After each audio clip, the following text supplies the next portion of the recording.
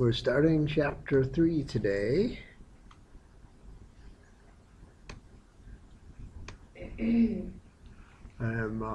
Numerical measures. So measures, locations, variability,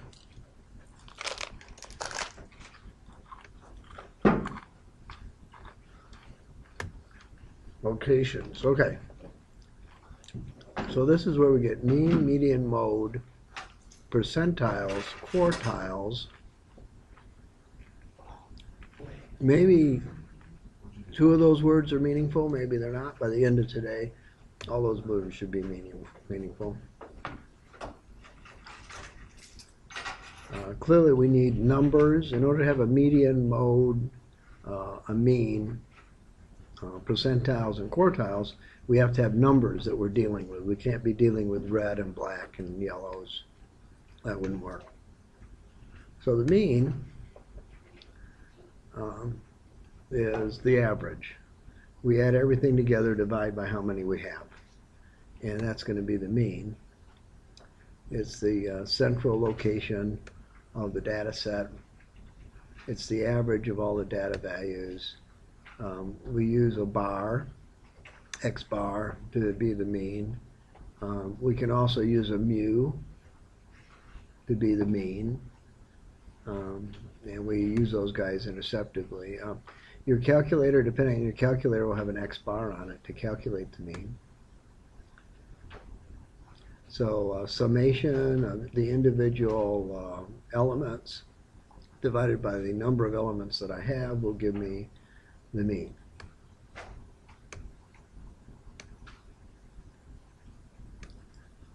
All right, population. I'm doing the same thing, but number of individuals observed. It looks like the same equation to me. It's going to give me the same exact number. All right, so we got an apartment rent. We have several apartments that are being randomly rented, and we look at all those things listed there, and we need to find the mean. Well, that means we're going to have to punch it into our calculator one number at a time, putting every single one in correctly in order to get the right answer, right? Okay, is there a possibility of us doing that?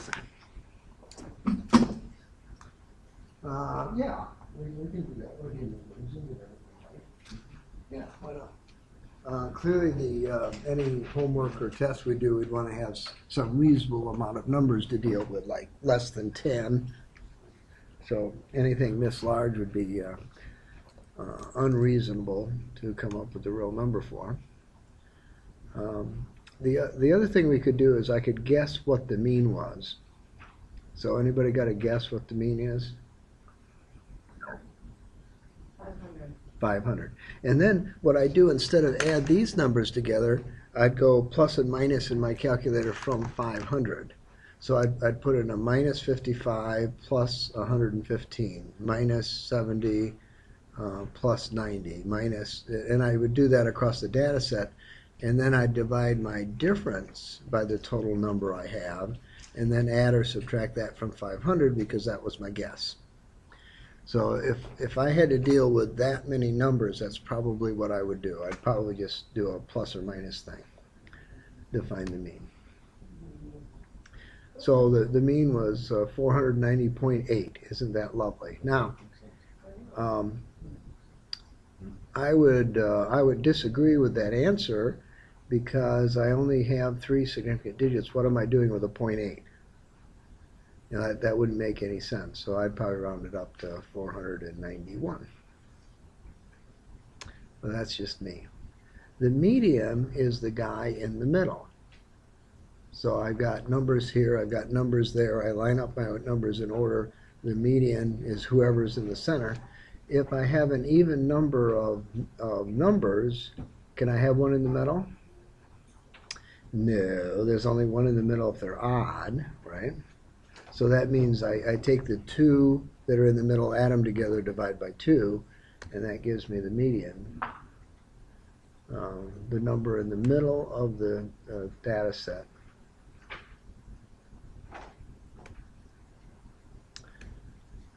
All right. extremely large incomes and property values inflate the mean. So I have 7 observations now. I would line them up in order. And the guy in the middle is 19, so he would be my median.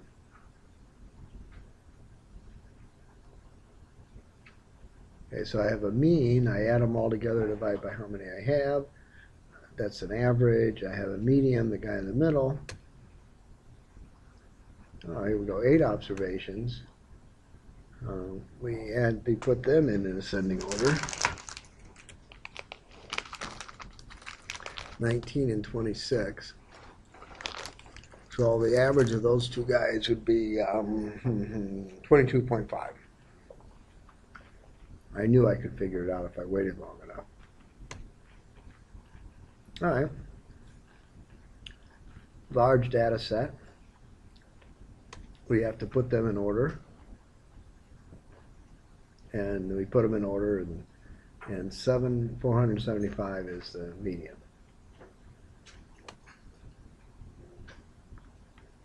Because it's even, we add the 2 on either side together, divide by 2. I wouldn't do that. They were both the same number. Why am I doing that? Trimmed mean. Oh, I never heard of one. Another measurement called the trim mean. When extreme values are present. So, well, I can't think of any good example. Deleting a percentage of the smallest and the largest numbers so that of the data set, so when I compute the remaining, it has some meaning. So if we're going to take 10 people, let's see, 1, 2, 3, 4, 5, 6, 7, 8, 9. That's only 9, right? And the 10th person we'll pick out as Warren Buffett. And we want the mean of our net worth. Would that give us a real number that was very meaningful to us? No. So we should remove Warren Buffett from the calculation, and whoever's the poorest among us from the calculation to make it fair, and then find the mean of the people left over. Trim mean. 5%. Get rid of the highest 5. Mode. Mode means frequency.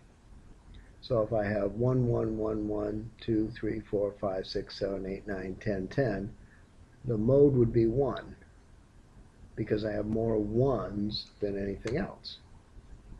I can have more than one mode. So if I've got 1, 1, 1, 2, 3, 4, 5, 5, 5, 6, 7, 8, 9, 10, 1 and 5 would both be the mode. So I could have 2 or more different values if I have things. If I had 1 of everything, then my mode would be every single number in the data set. Not a particularly worthwhile thing, but that's okay. Excel does have a mode function. All right, so now we're going to find the mode. So we've already arranged the data in descending order. I have 2 of those. I've got lots of those guys. 1, 2, 3, 4, 5 of those guys. I got 5 of those guys. I got 4 of those guys. So I'd find the number 450 occurs 7 times. It's the winner. It would be the mode. Now percentiles are a little more funny. We want to know the 56th percentile. How many up to the 56th person? We don't care about the people after it. Admissions on a test. So you're going to get into Penn State. You need to be in the top 25 percentile on the SAT. So the admission people would set some limit. And then they still wouldn't let you in because you're from Penn State. And they'd rather have out-of-state people because they charge them more. So the p percentile of data is a value such that at least p% of the items take on the value or less than the value. You can't have greater than 100 though, so you couldn't have a 105 percentile.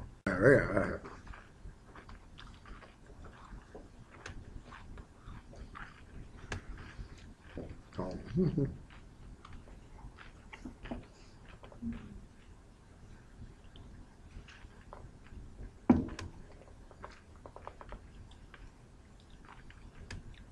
No, I think we already saw this. Okay. So we're going to arrange the data in ascending order. Well, it's already arranged in ascending order because we had to have it that way to find the medium, right? We're going to compute the position that we're looking for. So if we want the 50th percentile, we divide by 100 and find the 50th place. If we want a 20 percentile, we'd take 20, divide it by 100, multiply it by the number of people we have, and figure out what place that would be. If p is not an integer, we're going to round up. So if we get 3.2, we're going to round up to the fourth position. If p is an integer, then we're going to use it.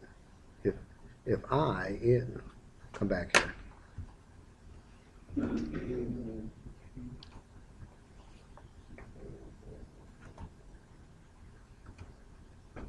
If I is an integer, the pth percentile is the average of the values in position I and I plus 1. Not an integer, we round up. Okay, well we're gonna have to remember that, I suppose. Okay, so here is my data in ascending order, and we want the 80th percentile. So 80.8 times the number we have. 1, 2, 3, 4, 5, 6, 7, 8, 9, 10. 1, 2, 3, 4, 5, 6, 7. Okay, so 70 times 0.8 is 56. So the 56th spot. 10, 20, 30, 40, 50, 1, 2, 3, 4, 5, right there. So the 85th percentile would be 542.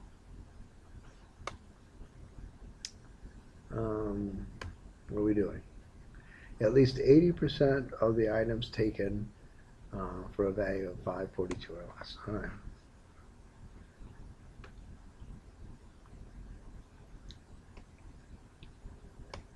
All right. Enough of that. Quartiles. What's a quartile? It's a quarter, right? So how many quartiles are there? 4. 2. Now, how can that be? What is this guy doing? Well, one's the mean. It's not a quartile, it's the mean, the guy in the middle, right? So you have the first quartile or the third quartile. The second quartile isn't a second quartile, it's a mean. Yeah. Trying to confuse everybody. Quartiles are specific percentages. So we have the first quartile, and there's the second quartile, which is really the median. So, and then there's the third quartile, and then there's the everybody. The fourth quartile is everybody. Yeah. All right. So maybe there's 3. Who knows? So I want the third quartile. That means I want 75% of them. And I'm already in the 75th percentile. Okay, so that'd be number 53. There he is, right there. So the third quartile would be 525. I told my sophomore class today that I was teaching a statistics class. You know what I was told? By one of my well-read people. I said, and it was that 85% of all statistics is made up at the time that it was given. I don't know where he got that number. That seems like an interesting idea. Measures of variability.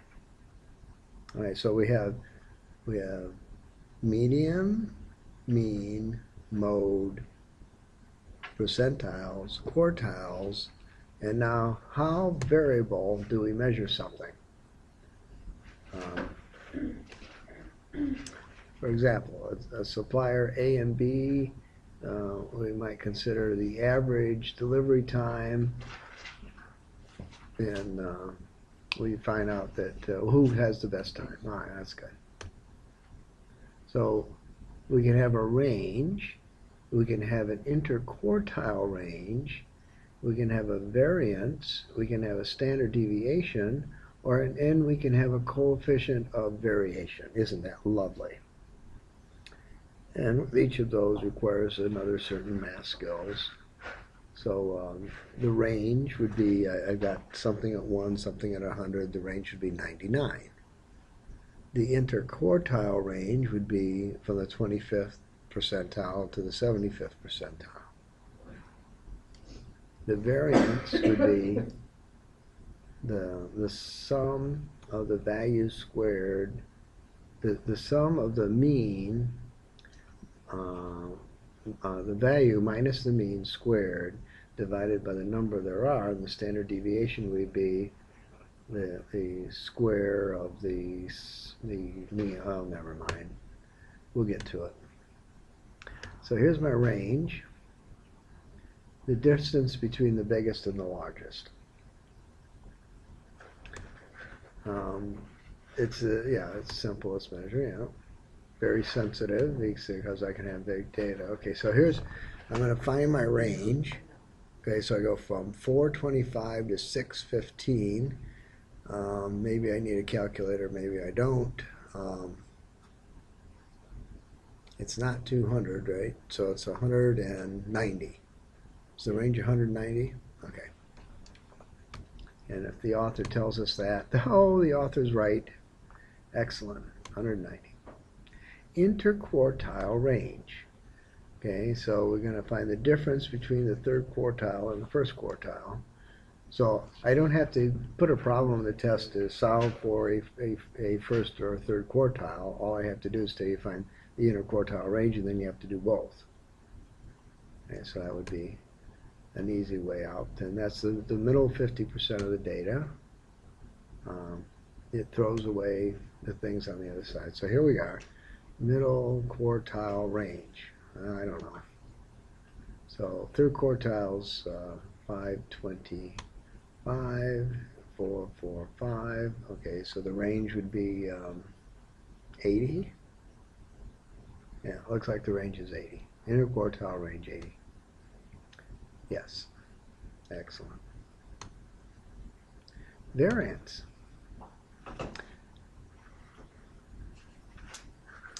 Measure of variability. It's based on the difference between the value of the observation and the mean. Very useful, I can imagine, yes, definitely. So we're going to take the average of the square of the differences between the data set and the mean. All right, so I better not have a very big data set, right? Because my calculator might not do that very well. But Excel does it pretty cool. All right, so there we go. So I'm going to take the data set summation of the differences between the data item and the mean, add them together, divide by the sample minus 1, and then on there, and I'd probably take the square root of it, define S, or row. Is that a row? Yeah, I think that's a row. So for population, if I got a population, then I'm going to use N. If I have a sample, that means people. I'm doing it for people. Standard deviation. A data set is and we take the positive square root of the variance. All right, so the standard deviation is the square root of the variance, but a square root could be plus or minus, right? So we have to take the positive square root. And it has no Standard deviation computed as follows: the square root of the variance. Isn't that just, you got all those memorized? Coefficients of variation. How large the standard deviation is in relation to the mean. I bet you we're going to take, yeah, there we go. We're going to take the standard deviation, divide it by the mean, multiply it by 100%.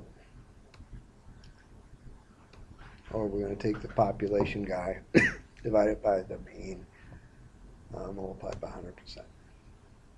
Sample standard deviation and coefficient of variance. Okay, so I find my variance, I find my standard deviation, and then I bet I find the coefficients of variation. Isn't that lovely? And if I have 100 pieces of data in my data set, that'll take the rest of the 3 hours that we have, right? Yeah. So, no? It won't take that long? Probably not. Probably won't. You probably have Excel on your laptop already. Oh, you didn't bring your laptop, I remember. Okay. Are we doing our quizzes on the laptop? Is that why you keep mentioning Excel?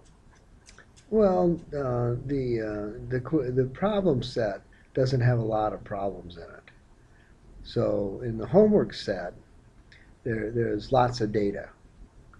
But in the quizzes and the other thing, you don't really, it'd probably be a pain in the rear end to break out Excel and try to use it because there's not that many data points anyway. Why, you want to do that? No. Oh, okay, well then don't worry about it then. I'm just asking because you keep bringing it up. Oh yeah. I mumble all the time up here, haven't you noticed? Yeah. It's confusing. Excellent. That's the whole that's the whole point of math. No, it's not. Haven't you figured that out yet? No, it's not. Yeah. I can't ever remember using a coefficient of variation for anything in my entire life. So that's how important that thing is. Oh, we're end of part A. Okay, good. So end of part A.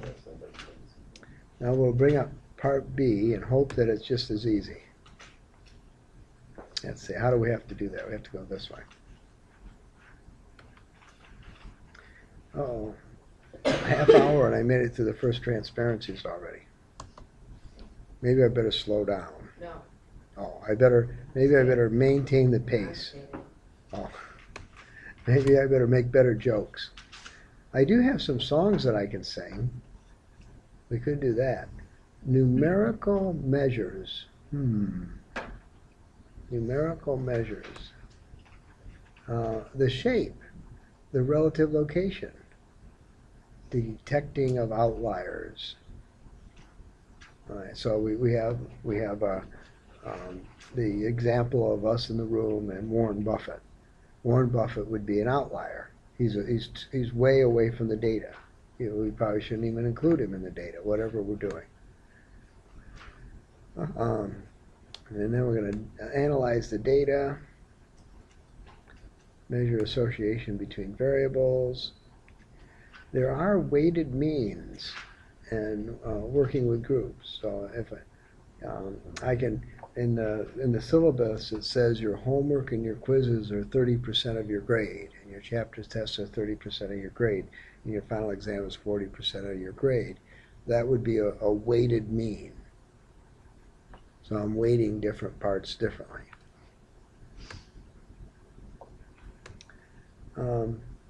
Distribution shape. Z-scores. Chebyshev theorem, an empirical rule, detecting outliers. All right, so what we're going to do is we're going to, instead of having our data go from 537 to 399, we're going to have it just go between 0 and 1 and call that a z-score. We'll figure out what those other guys are later.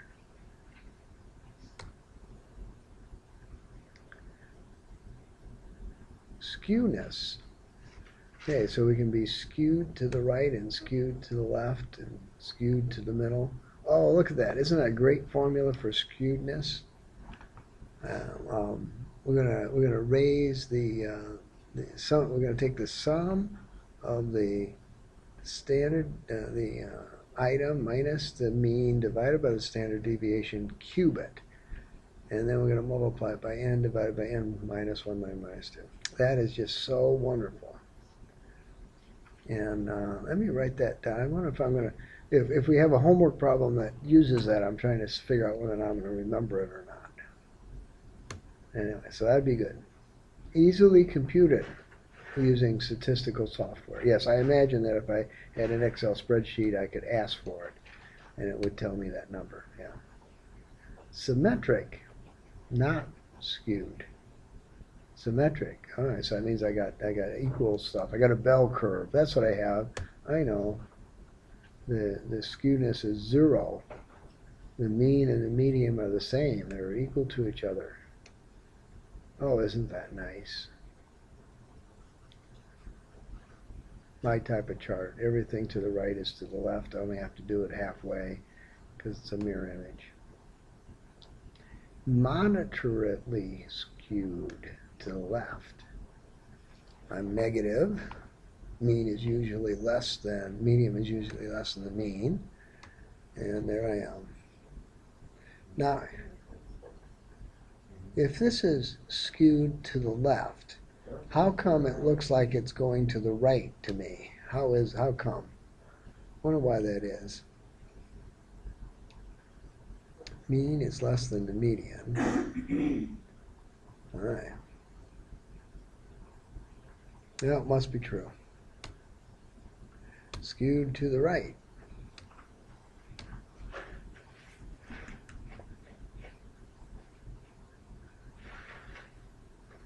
Yep, you got me on that one.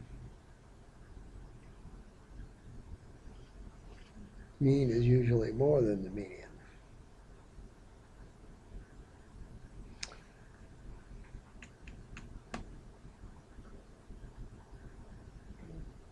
How come there's no labels on the x-axis? I didn't get it from clear. Because it's showing screwedness and not. So what's on the x-axis is irrelevant. Oh, it's just showing whether it goes left Yeah, to right or right yeah. to left. Now, why is it going left and we're calling it right, and it's going right and we're calling it left? I haven't figured that part out yet. It is going the opposite way where you're sitting too, right? Yeah. Yeah, it is. Yeah.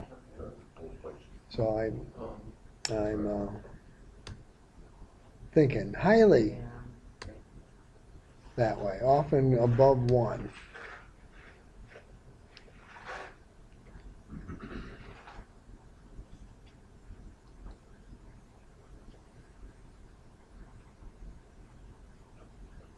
All right, well, that doesn't look like anything that we deal with, right?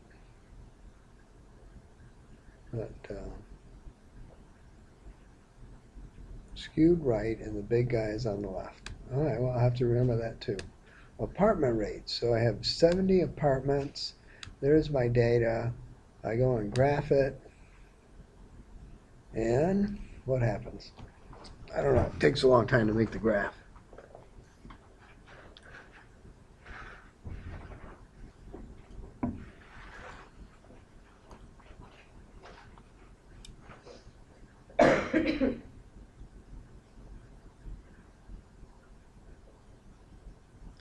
Looks like it's to the right, the opposite of what it looks like. Yeah. Again, there was no thing on the bottom. Z-scores. Z-scores are often called standardized values. It denotes the standard deviation of the data. So the z-score, the observation minus the mean divided by the standard deviation. All right. So if I know the z-score and I know the value of a value in the mean, you can find the standard deviation. And if you know the standard deviation and the z-score to one of the, so that's 1, 2, 3, 4 variables. I can give you any 3 of them, and we would expect you to calculate the other one. And so I would imagine in the homework problem, that would happen to us. Standardize, and again, Excel will do that for us if we bother. Data set.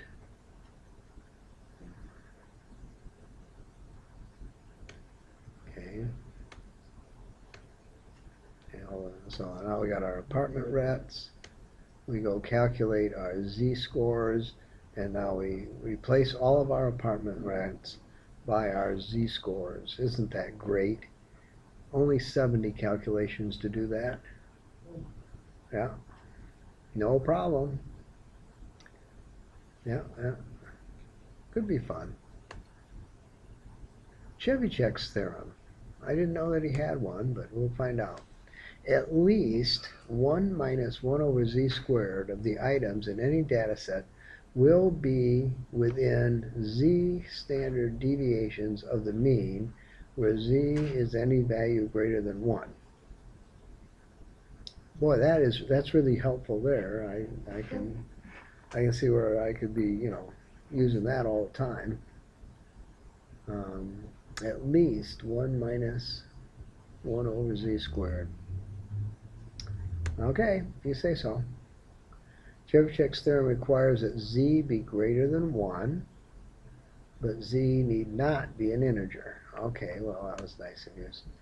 This is what happened.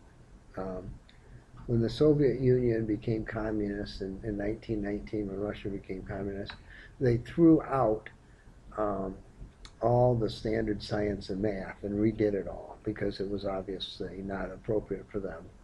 And so that's how come we got things like this. At least 75% of the data values must be within z equal to 2 standard deviations of the mean. All right, well, okay. And 89% of the values must be within 3 standard deviations of the mean.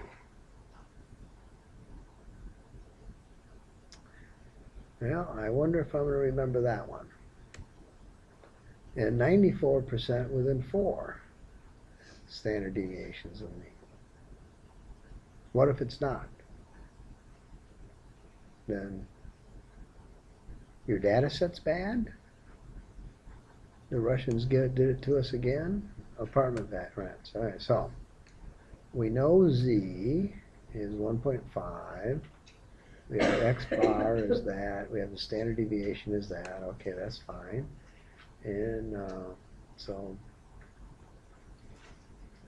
of the rents 56% of the rents must be between 490 and 409.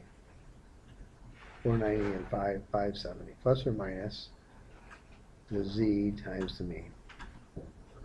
Actually, 86% of them are. That's why it works, because it's so huge a difference between what standard deviation, what a standard curve would be, a normal curve would be, that it will always fall that way.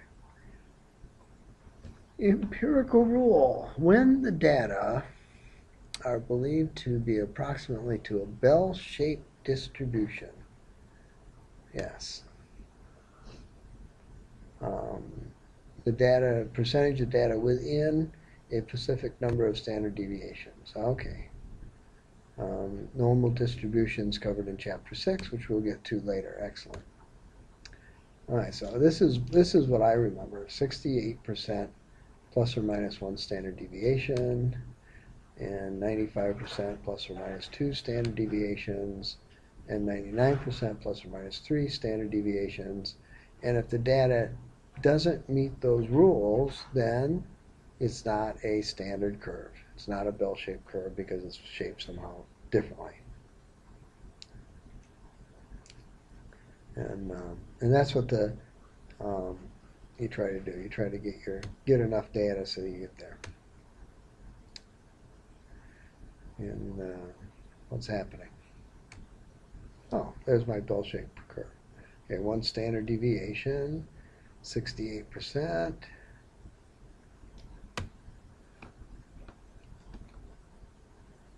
I know you want to do something. 2 standard deviations. There we go. 95%. 3 standard deviations, 99%. So less than 100 samples in your sample set, everything should be within plus or minus 3 standard deviations. I mean, would seem reasonable. Detecting outliers. Sounds like me, an outlier. Usually small or large, unusually. Z-scores plus or minus 3, considered outliers. They might have been incorrectly recorded. Okay, when we have a lot of data like that, what's the temperature outside? Minus 30. Incorrectly recorded. Or incorrectly included in the data set. Or correctly recorded, but it just belongs to some other data set. So I have my apartment rates. No one's great, plus or minus 3 or greater, so there shouldn't be any outliers there. Okay, that's fine. And so no one meets the criteria. There are no outliers in the rent payers.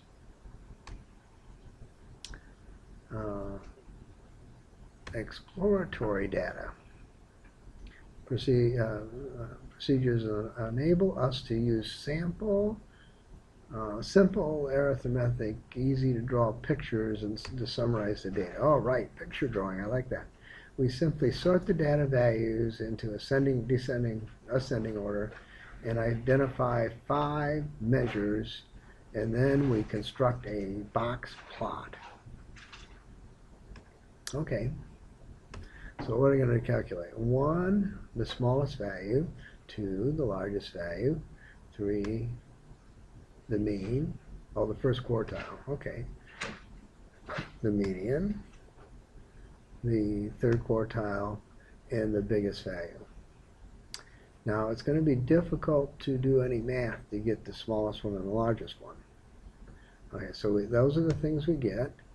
So there's our apartments. We get the smallest, the median, first quartile, third quartile, largest. Okay, so we got it all. And then we do a box thingy. We put a box inside the, holding the first quartile to the third quartile.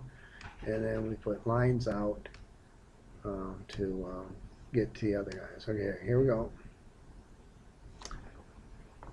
And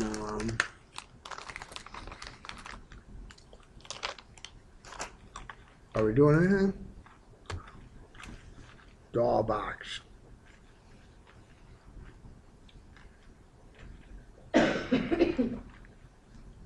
All right, there I got a box. It's filled in, it looks pretty. Draw vertical lines out of the box. And there's my, is that all it's going to do? Limits. Not drawn, outliers, continue.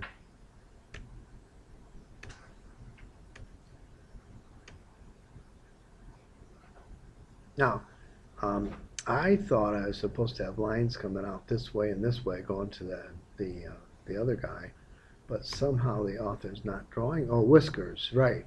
I'm going to draw the whiskers. I knew it. I felt it in my bones. There they are. All right. So now we're doing it the other way. We're accounting as a first quartile, third quartile, and outliers on either side. Whiskers going out, going the other way. So now I'm doing the same thing vertically.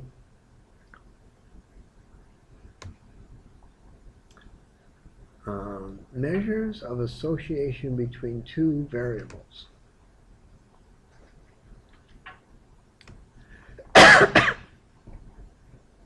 So managers might have to make a decision. Well, we don't pay them to make decisions, right? We pay them to listen to their employees and do what their employees want.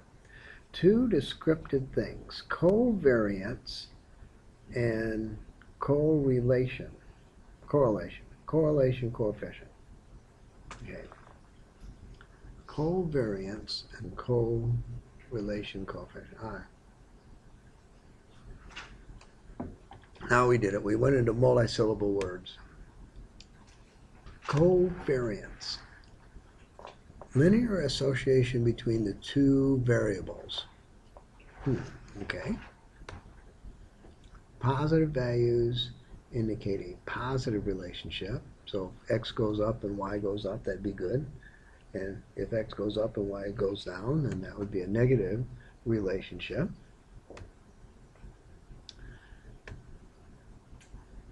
The covariance is computed as follows. Okay. Isn't that just lovely? At least I'm not squaring anything. But I have to take the... Now, if I don't have the same number of data sets in both sets, how am I going to get this calculation? So obviously I have to have the same number in both samples. Covariance, and if I do it in a populations, then I have to do it that way. Well, another formula I have. Now, on a test, it's going to be closed book, but if you need a formula, you ask and I put it on the board. That way you don't get confused by having too many of them. Okay, so if you need a formula, just put it on the board and then everybody has it. And that solves a lot of problems. Correlation. Measurement, linear association, and not necessary causation. Okay, the river's going up and the temperature's going up. They might be going up for different reasons. Okay.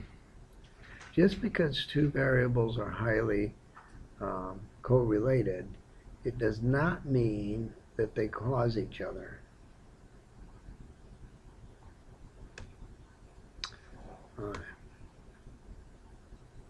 We compute it as follows.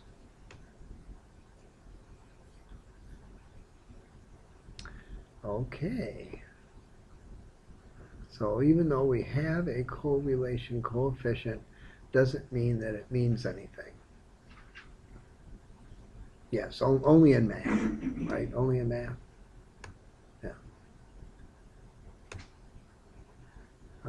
The value is normally between -1 and +1. -1 indicates strong negative relationship, +1 strong positive relationship. The closer to 0, you have a lack of relationship. Golfing study. A golfer is interested in investigating the relationship, if any, between driving distance and his 18-hole score. Alright, so driving distances are that, and his average 18-hole scores are those. And I look at it and I say, interesting data set. I can't see anything particularly important about it. But we go and we do something with it anyway.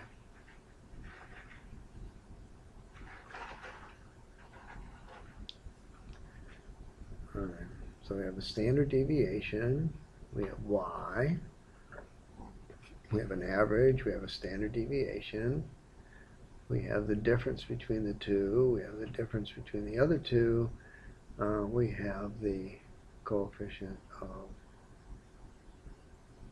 there we go.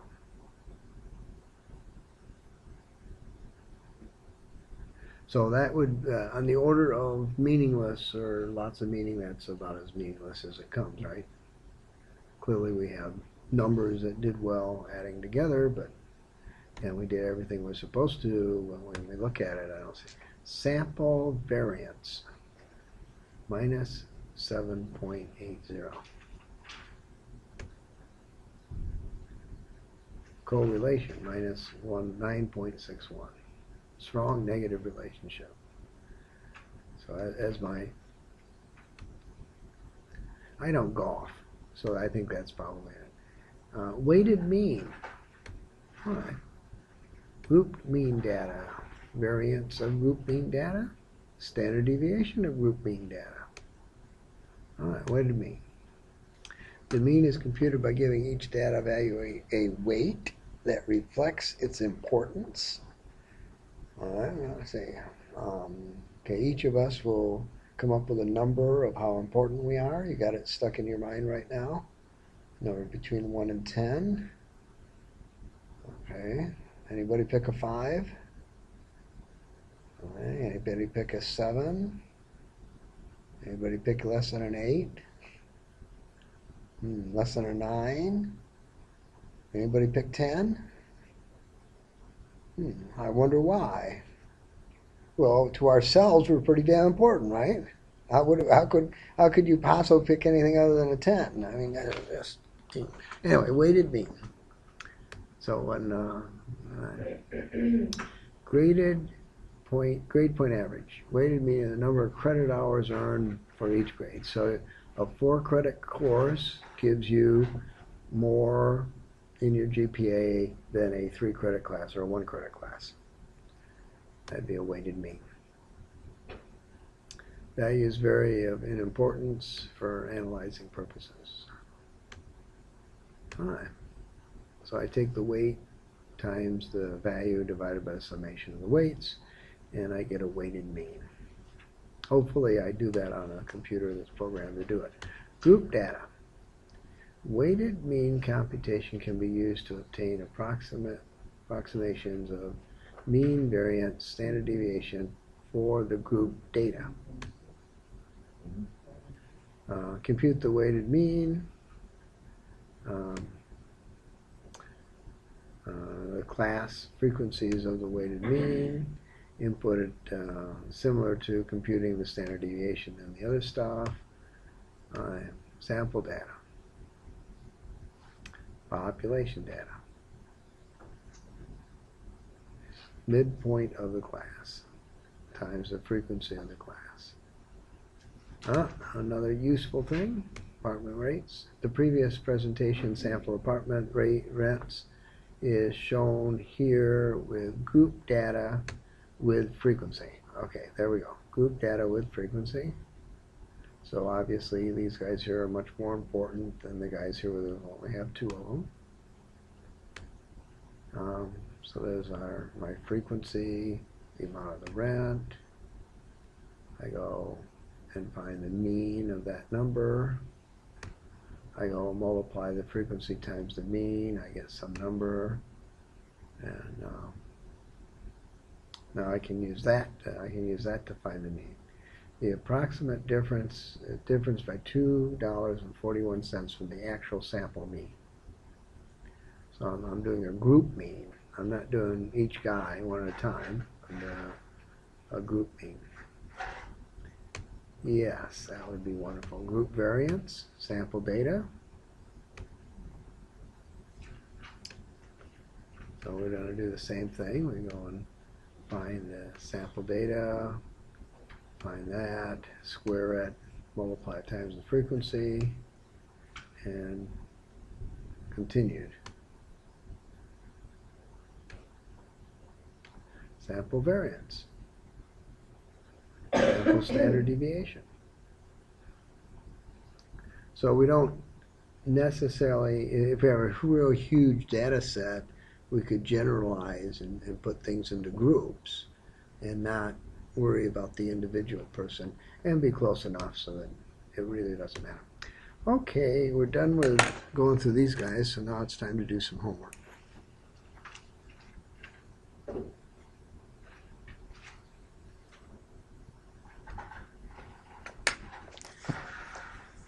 Let's see. Anybody have a syllabus? Yeah. Excellent. So now we know which homework to do. I think we're in chapter 3. And what's the first homework problem? Number 5. And now I'm currently on page number 30 something.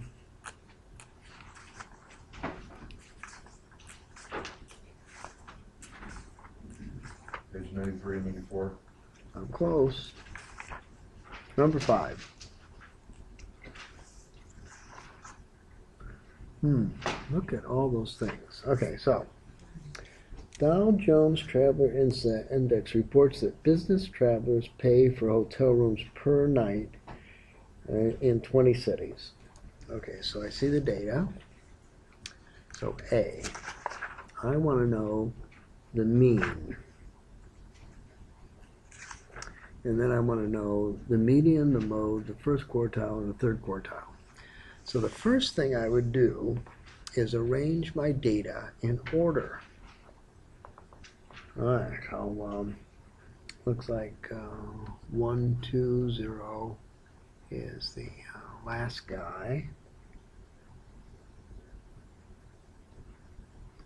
And then 1, 2, 6. 1, 2, 3. 1, 2, 3. Is it 1, 2, 3? Yes. Oh, there it is. Yep, and a 1, 2, 6. 1, 2, 1, 5. 2, 5. Was it 1, 2, 5? Yeah. Yep, I see the 1, 2, 5. 1, 2, 5. Okay, then there's a.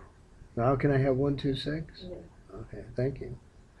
And 134. 134. Oh, I see it. Okay, so 134, 139,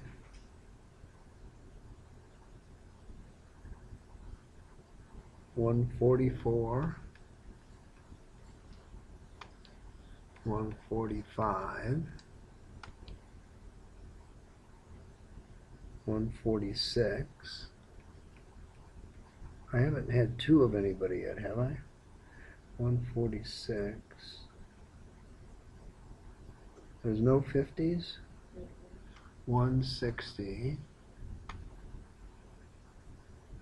162. 163.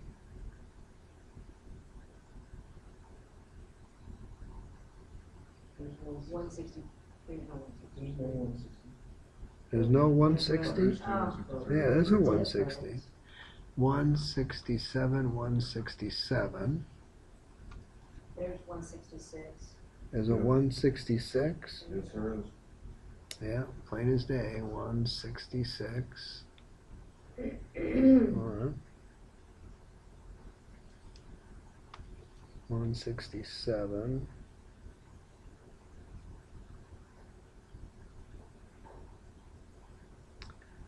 173. Okay, 173. 177.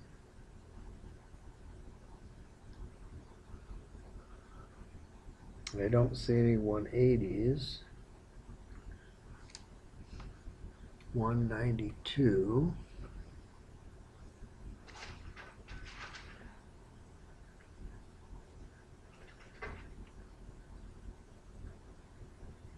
Looks like a 207 and a 245. 20 of them. 1, 2, 3, 4, 5, 6, 7, 8, 9, 10, 11, 12, 13, 14, 15, 16, 17, 18, 19, 20. Okay, so we have our data in order. And the A guy is the mean, and the B guy is the median.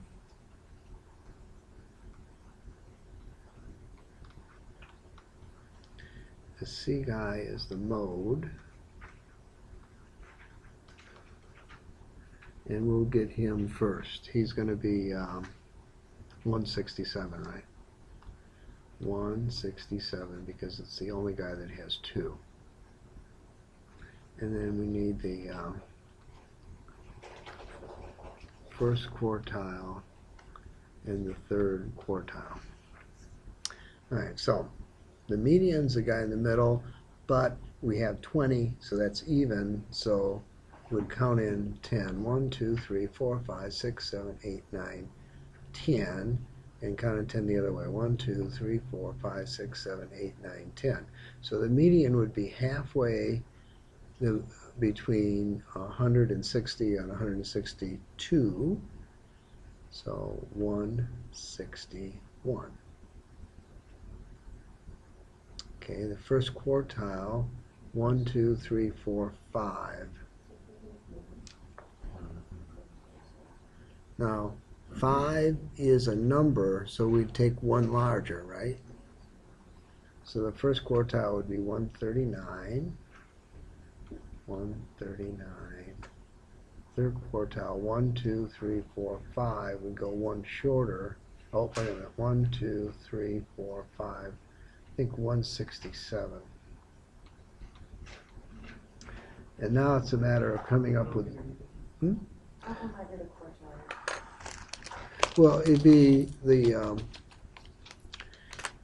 If it falls between two, then you go to the next. You round up. If it falls on one, you go to the next one. So there's 20 pieces of data. The quarter would be the fifth one.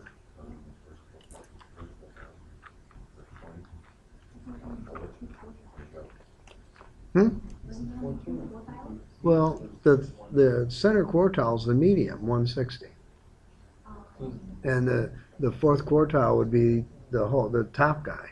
So normally you only talk about the third and the first quartile.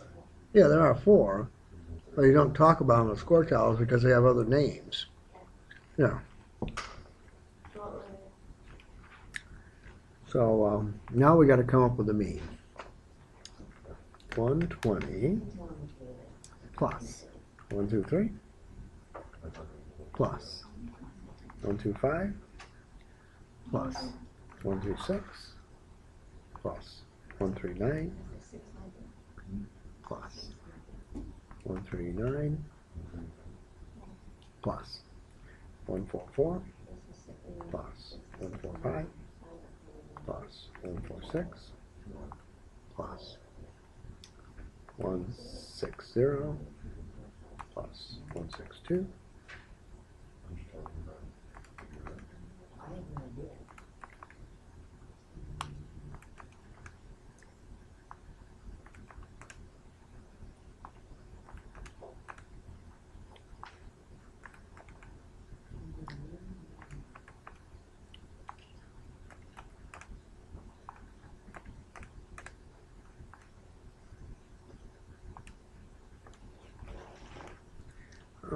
let's see, I have 158.95. That's what you got? No. Don't you add them all together and divide by 20? I Yeah. got 150. I got 159.05. So now you're gonna. No one has my answer. Is that what you're trying to tell me? We all have different answers. So no one else has 158.595. I got 159.5. Okay, so I'm going to do it again. My calculator has a statistical function, so I'm going to go in data.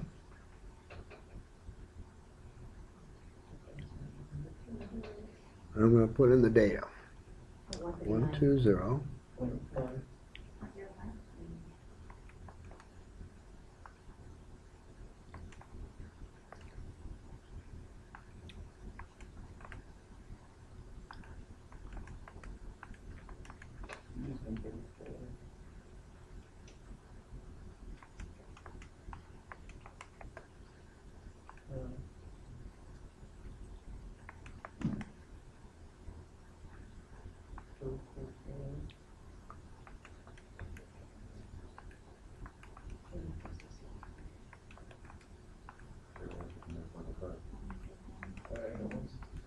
Yeah, I got 159.07.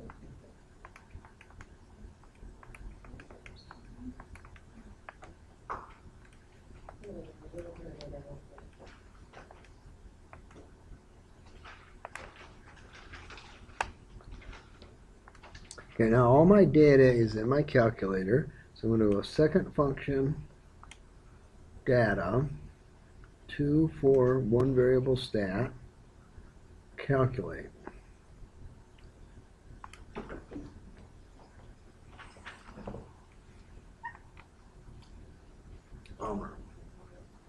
Anybody have 174.505? No, 159.05. 174. I got a 159.05. That's I what did it I with got. a basic calculator. First quartile, 136.5. What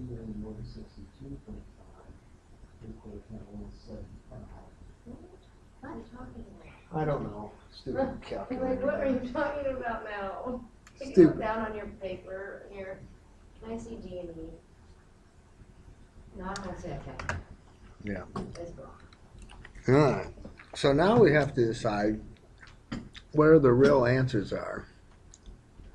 All right. So we'll come up on a spreadsheet. Where's my spreadsheet? Shouldn't D be 134?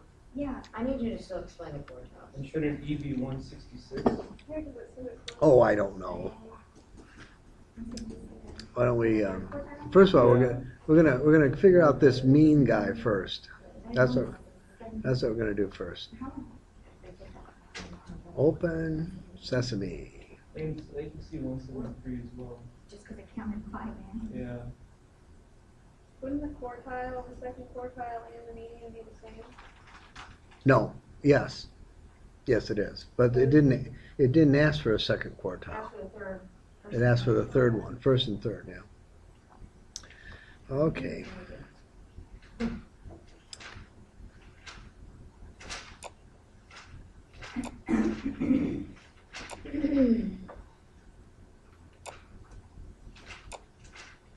Chapter 3. What is this thing called anyway? Hotels. All right, hotels. Okay, so there's my data. And what I want is enable editing. Yes, enable the editing. And I want to know the mean. And it won't tell me, but it will tell me the average, which is the same as the mean.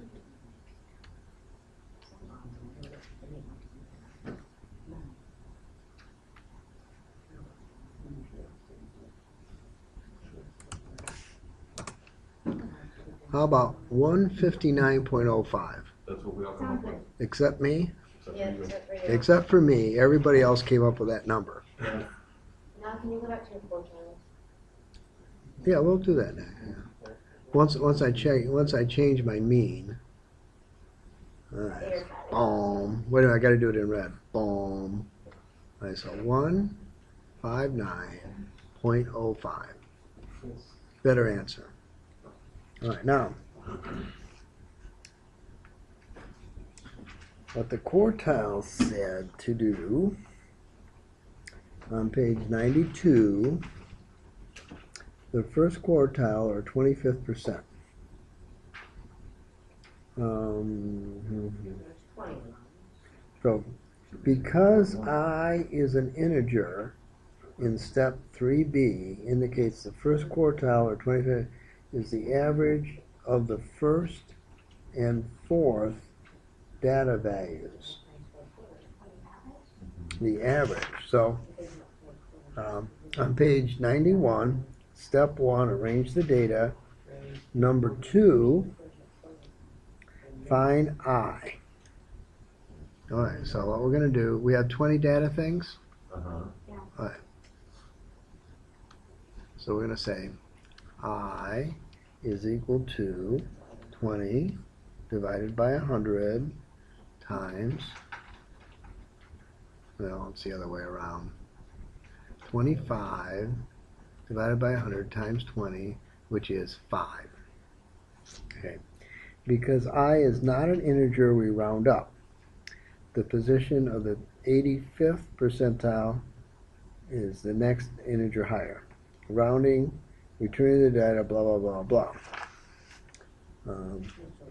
In another indication, blah, blah, blah, because I is an integer in this step, is going to be the average of the 6th and 7th data values.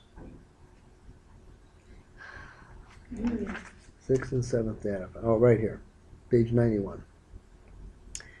If I is an integer, the 25th percentile is the average of the values in positions I and I plus 1. Okay, on page 91. So I want the 25th percentile So I'm going to take the average of the guys in the 5th position, 1, 2, 3, 4, 5. 134 plus I plus 1, 139 divided by 2. 134. 73. What? No. 139. Oh, get out of there. 134 plus 139 equals divided by 2. 136.5. So the first quartile, 136.5.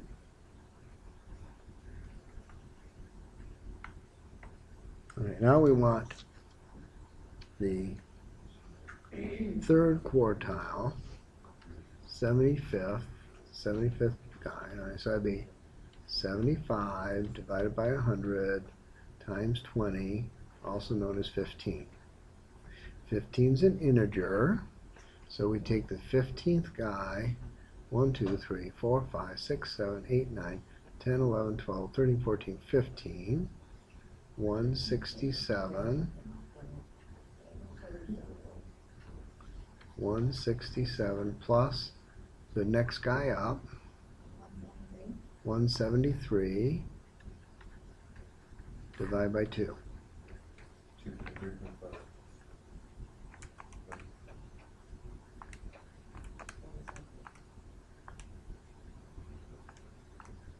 170. So the 3rd quartile would be at 170. Okay. Do we agree on the mode? Do we agree on the median? We still don't agree on the mean because I don't. But you guys agreed with what's the question? Who? What was E? E. A, B, C, D, E. E is the 3rd quartile, 170. Okay? That only took a half hour, so that was good. No? Okay, next homework problem.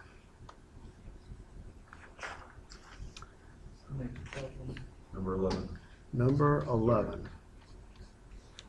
Number 11. Okay, I see those guys. I see 10. Okay. I see number 11. In automobile mileage and gasoline consumption testing, 13 automobiles were road tested for 300 miles in both city and highway. The following data was recorded for miles per gallon performance. Use mean, median, mode to make a statement about the difference in performance for city and highway.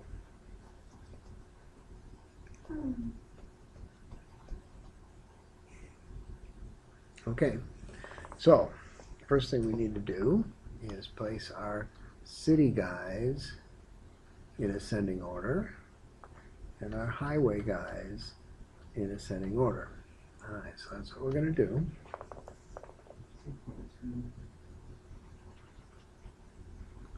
So 13.2,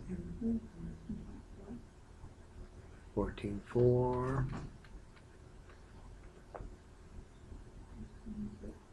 15.2, 15.3, 15.3,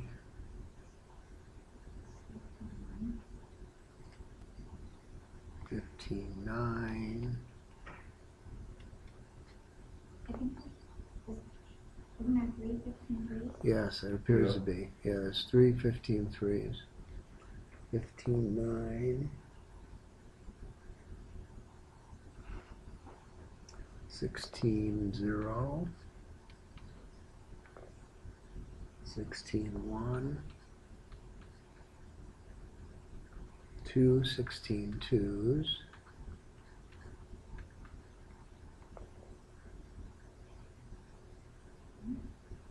16.7 and 16.8. 1, 2, 3, 4, 5, 6, 7, 8, 9, 10, 11, 12, 13. Excellent. Well done. All right, highway miles. 17.2. 17.4.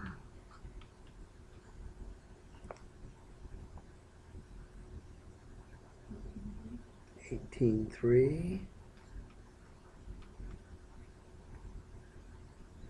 18.5. 18.6.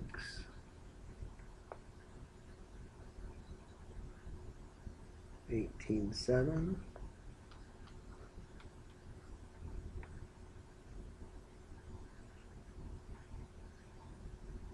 There's There's two two 18s. 18s. There's two 18.6s. Yes, there are.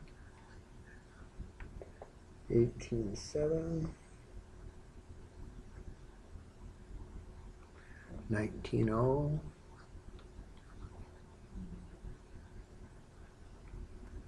19.2. 19.4. 19.4.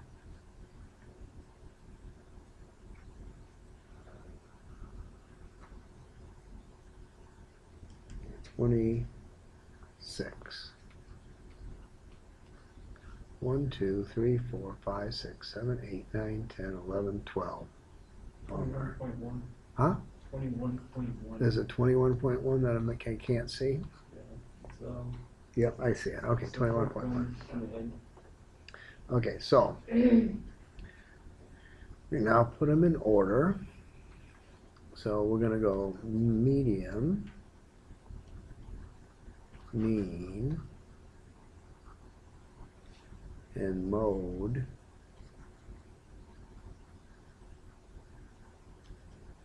For the blue guy.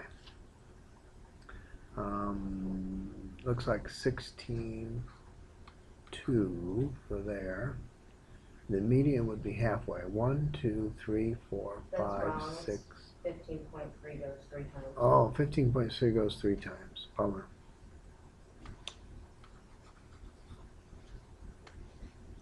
$15.3. The median would be halfway. 1, 2, 3, 4, 5, 6, 7, 15, 9. And we want the median, the mean, and the mode for this guy. 18.6. 18.6 for the mode. But isn't it 18.6 And 19.4, right, there's two of them. Exactly correct. 1, 2, 3, 4, 5, 6, 7, 18.7 for that one. All right, now we have to calculate the mean, which of course we'll all disagree with once we get it calculated. Okay, so I'm ready.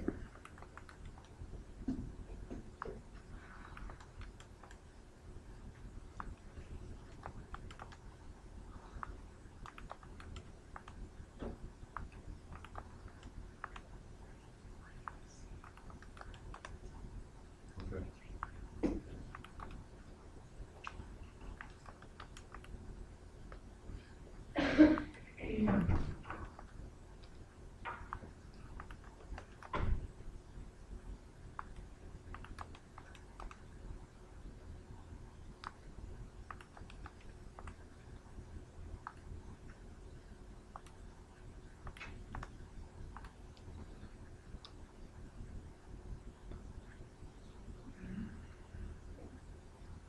I don't like my answer already. I have a 14.4. That's 15.58. Yeah. I got 15.58. 15.58. Yeah, mine's way too low. I'm gonna have to figure out how to enter my data without fat fingering it.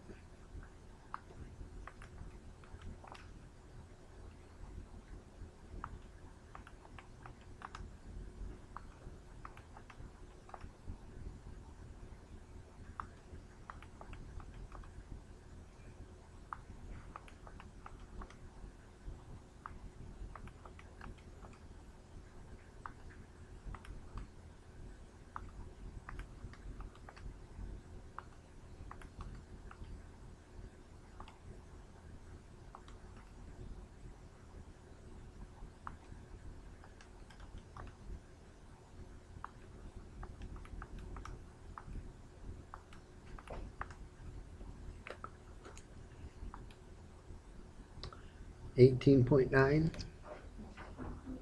What? You agree with me? What's wrong? Oh, I know, I took my time. That time, all right, 18.9. All right, now we've done all the math, but we haven't answered the question yet. Use the mean, median, and mode to make a statement about the difference in performance of highway and city highway driving. Performance. Okay. All right, so the key is to make a sentence. All right. Okay, are we ready? The median, mean, and mode of city and highway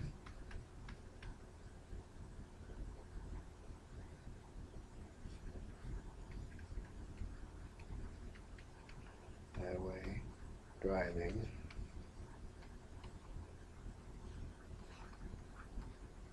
each indicate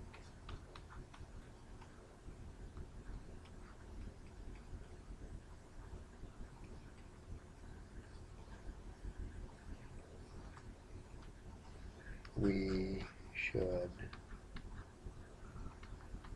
only drive on highways.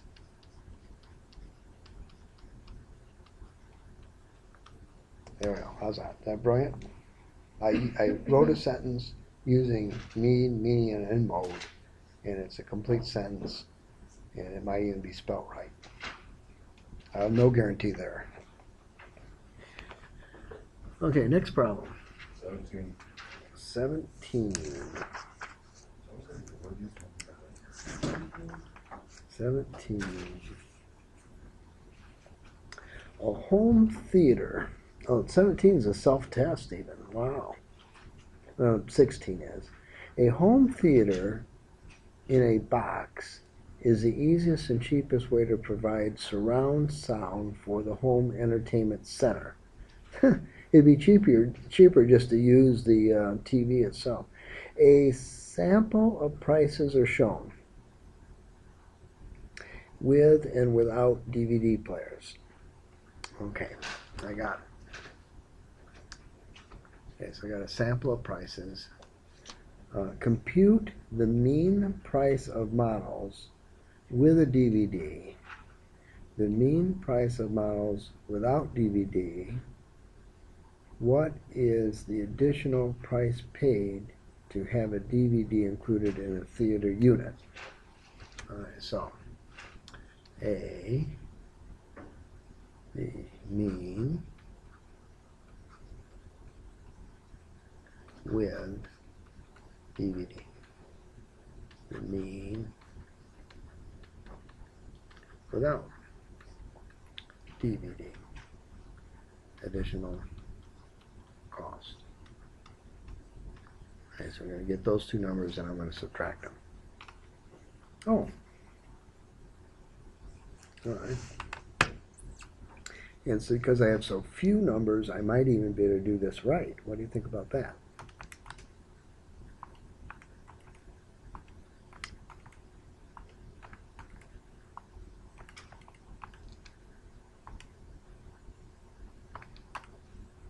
$410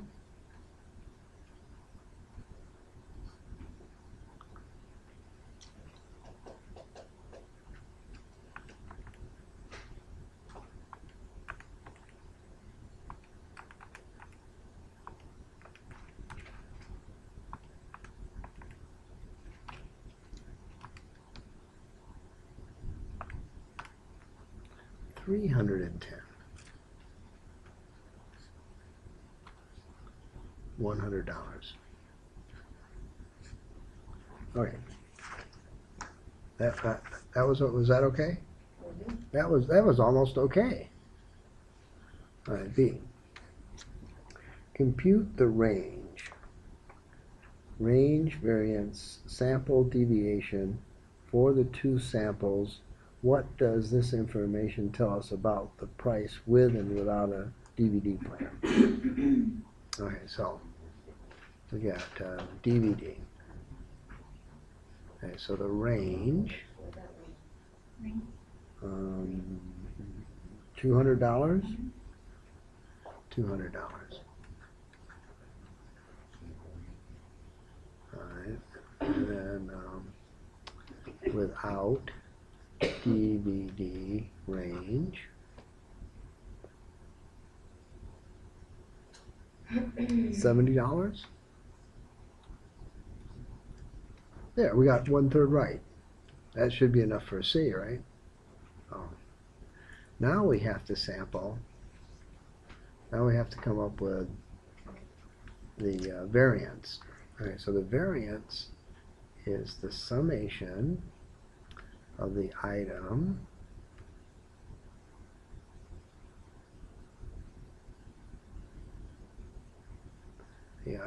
minus the mean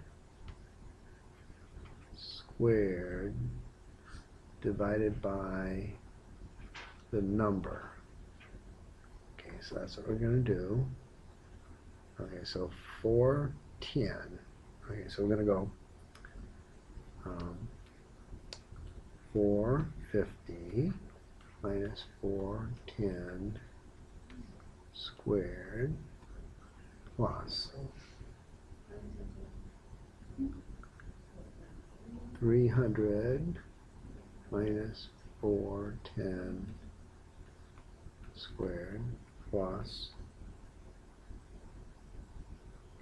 400 minus 410 squared, I ran out of room, plus 500 minus 410 squared plus 400 minus 410 squared. It's n minus 1, right? Yeah, the sample would be n minus 1. Divided by 5. All right.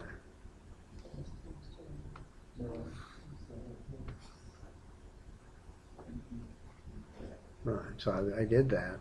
And I probably wouldn't do that. I would probably, it's 410, so I go with 40 squared plus 90, 110. 110 squared plus 10 squared plus 90 squared plus 10 squared divided by 5 minus 1, which is 4.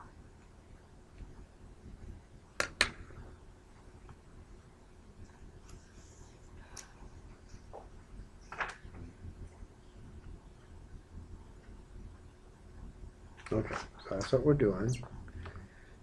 40 squared plus 110 squared plus 10 squared plus 90 squared plus 10 squared equals, well, isn't that lovely? I hit the wrong key.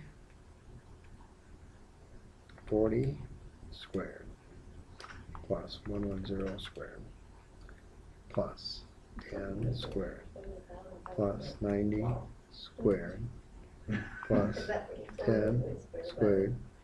Oh, Ninety squared is 81,208,100. It's just the calculator doing it, but it's not necessarily how to square that in here. plus 10 squared equals I just did it. divided by 4 equals. So I got 5, 5, 0, 0. That's why, but that I don't know. So what was it?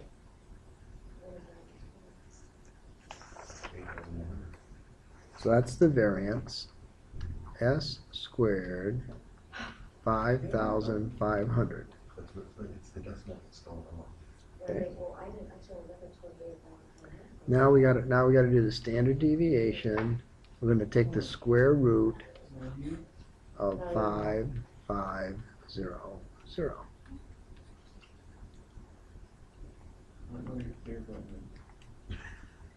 Plus. Then you have plus.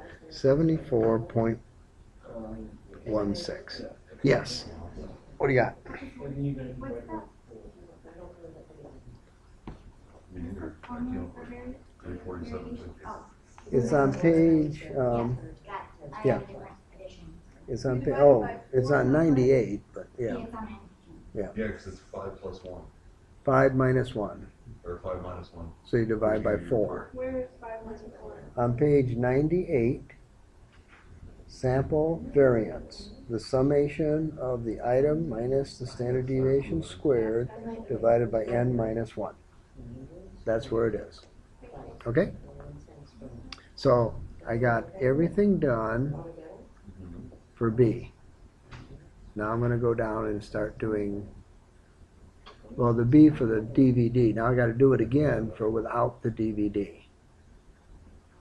Because we have to do it twice. Yeah, the problem says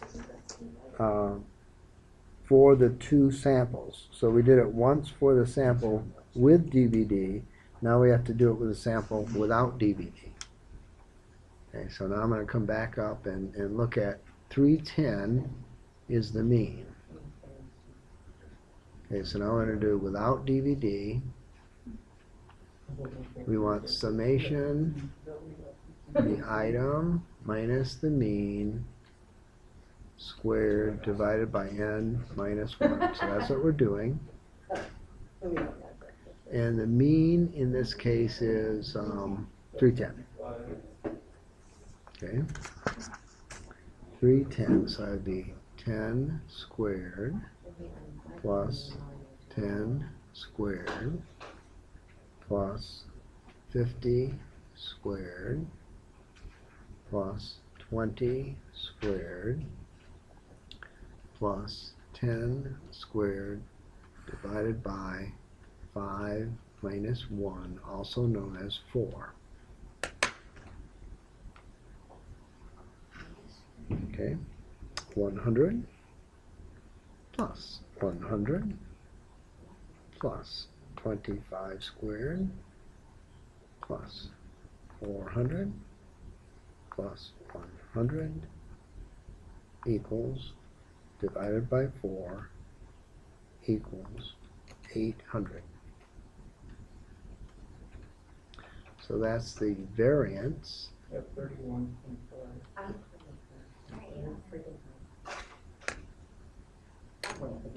Okay, starting over. Oh, Came up with the same total he's got right there. So, 800. Oh, We don't have good. the same total for people in the beginning yet. No, I'm still trying to figure that one out. You're 5,500, I don't know, we can't get that. you can't get 5,500. This Oh, you take guy, that and then, divide it by 4. No. I don't know what the hell I'm doing. okay, Let's go up a little bit more. all right. So you want me to redo the 5,500 one. Okay, so that one's 40. That one's No, I'm not. 110. That guy's 10. This guy's 90. That guy's 10. Okay, so 40 squared plus 110 squared plus So if you do it 10 here- squared plus 90 squared plus 10 squared equals. What's so that number you get right there? I got 22,000 Mhm. divided by 4, 5,500. Because 110 squared is like 12,000. Yes, 110 squared, 300 to 410. So these guys are all 410s, whether they look like it or not, because the mean was 410. 90 squared is 8,100, right? Yeah. Then 12,100, and 10 squared is 100. 40 squared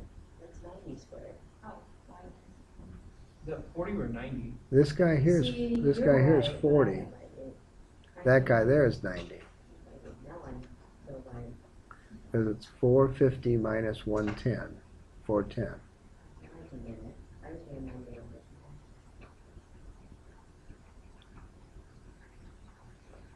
I got 22,012.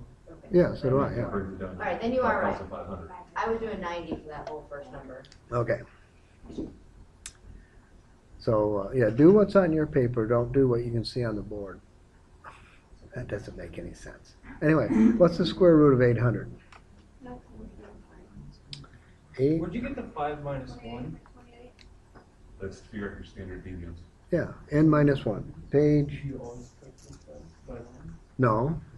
No, Only it's, if you're looking for the sample variance. Yeah. If you're looking for the population variance, then use don't minus 1. okay. Oh, who made up these rules anyway? I don't know. Okay, so anyway, I got to take the square root of It's 28. Oh, I don't have it with a 5. 800. Did we get 7,500? I have 20 the square root of 2. Because my calculator's in exact mode. What a bummer. So 20 times 1.4141. 28.3. 28.2? 28.3? Yep. I don't 28.3. Okay. Okay, so that's all there is to 18. That's all there is. Yeah, that's all there Not is. even at the end. Yes. Okay, the first,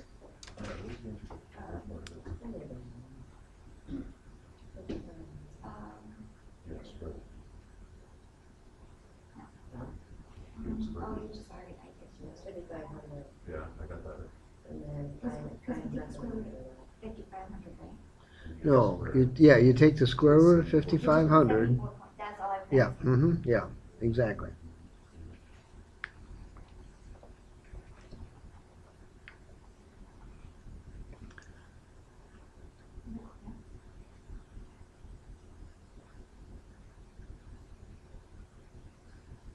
The good news, gentlemen and ladies, is that the chapter 1 through 3 test is a week from today, because Monday's a holiday, Martin Luther King Day. We don't even have to come to class.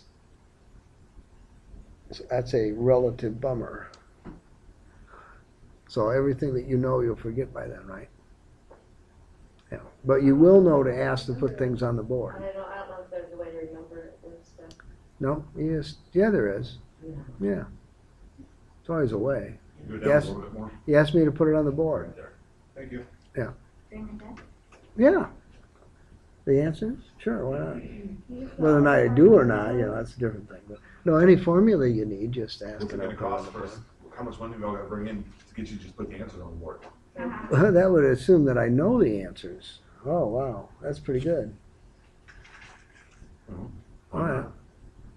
Next problem? Oh, yeah. 23, What? 23. 23. You sure? I'm pretty quiet. Yeah, we'll do 23. That's all Hey, right. sheet, you're looking at your phone. And I'm in 23. From my phone. Oh, okay. Scores turned in by an amateur golfer during 2005-2006 are as follows. Use the mean standard deviation to evaluate the golfer's performance over the 2 years. What is the primary difference? What improvement, if any, is seen? All right, so the issue is we need a mean and a standard deviation. Okay, so 2005 data. I'm going to guess what the mean is, and I'm going to guess that it's 77. 76. Okay, you want me to guess it's 76? Oh, we were doing something fancy. All right, I'm going to guess it's 76. All right, so the first guy gives me a -2. The second guy gives me a +2. Then I get a +3. And then I get a +1. And then I get a -1. And then I get a -3, a -1, and a +1. and I see that I'm 0 away, so in fact my mean is 76. Okay. So that what I did is I guessed the mean, and then I took the difference between what I guessed and what the other numbers were, add them together. It came out to 0, so my guess was right. If it didn't come out to 0, I would have divided by the sample and either added or subtracted it from the mean, depending on whether it was positive or negative. And that way I didn't have to put all the numbers in my calculator. All right, now 2006. I'm going to look for the mean again. Okay, we're going to do the same thing. We're going to guess on the mean. I'm going to guess it's, I'm going to guess 77.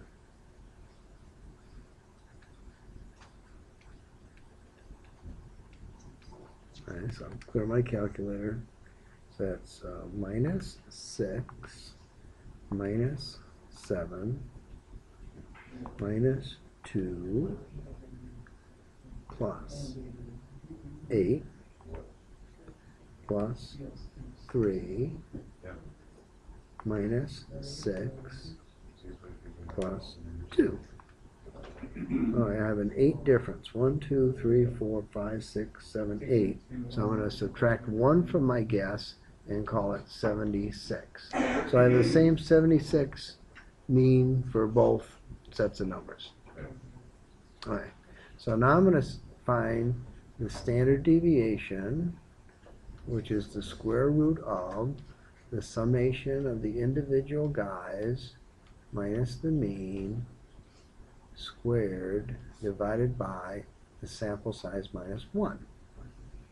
Okay, so that's what I'm going to do. What? No, everything's fine? Okay. So far. So I'm going to do 2005 first. Okay. And so that's 2 squared plus 2 squared plus 3 squared plus 1 squared plus 1 squared plus 3 squared plus 1 squared plus 1 squared divided by 8 minus 1, and then I'm going to take the square root of it. 4, 8, 8, 17, 18, 19, 20, 21, 30. I'm going to take the square root of 30 divided by 7. Okay, hold on 1 second. I got a question. What? The first number is 74. He has 2 unders, so don't you subtract that too? And 2 squared, right. Okay, you subtract 2 squared from the first number. So why do you have a positive 2 squared up there? Okay. That's what I'm trying to figure out. 2 squared is 4. Minus 2 squared is 4. Oh yeah, that's right. Yeah. Forgot about that. Yeah. Sorry. Yeah. No, that's okay. That's okay. As long as it's crystal clear when I get done, that's all that matters. All right. So it's order of operation.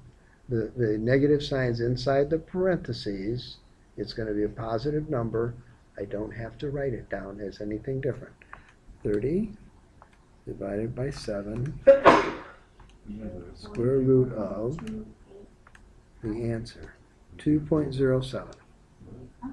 2.07. Oh yeah, you gotta square it. No, we don't square it. Take the square root of it. Take the square root of it. That's what I meant to say. Yeah. Right, But So yes, you- you were right. right. Yeah, 4.28 is okay, but you didn't take the square root of it. Got Yeah, okay.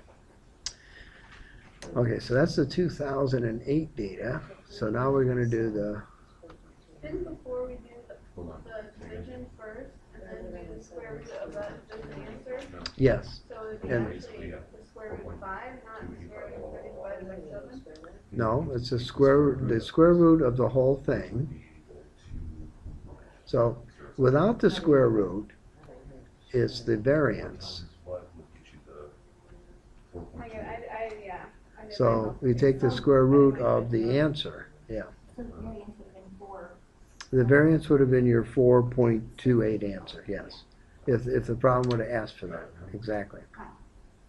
And now we're going to do 2006. We're going to do the same thing. We're going to take the square root of something divided by 8 minus 1. And we have the same 76. Okay, 76. So I have 5 squared plus 6 squared plus 1 squared plus 1 squared plus 9 squared plus 4 squared plus 5 squared plus 3 squared. Okay, this time I can't do it in my head, so I won't try. 25 plus 36 plus 2 plus 81 plus 16 plus 25 plus 9 equals. Okay, so I've got the square root of 194 divided by 7.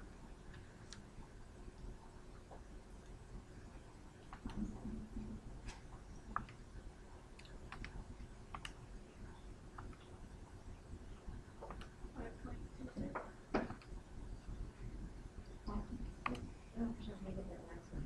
Whatever 20 in the place of 1. Whatever it is. That's where we're at.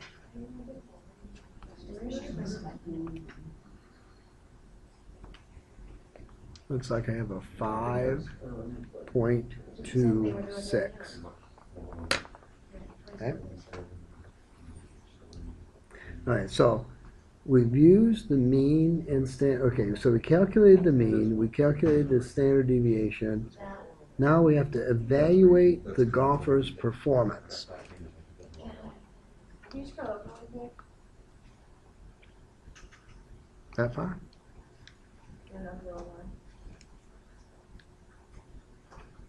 Okay, who's looking for the answers? I better wrote down in here. If you can't read something, let me know. I'll explain it. All right, so we're going to evaluate A. We're going to evaluate Does that explain it for you? performance.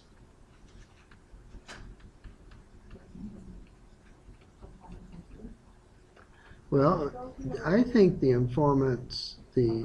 performance became more erratic. He has the same mean for both years, Right. but because his standard deviation went from 2, which meant he was closer to the mean, to a 5 point something, which means he's spread out. His performance in 2006 is more erratic. If I can spell erratic, E-R-I-T-A-C-T. Yeah, that's good. Doesn't look like anything.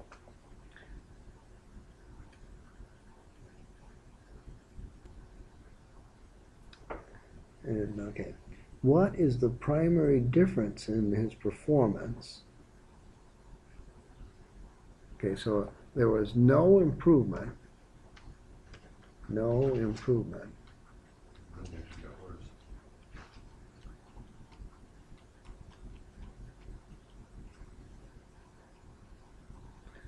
No improvement.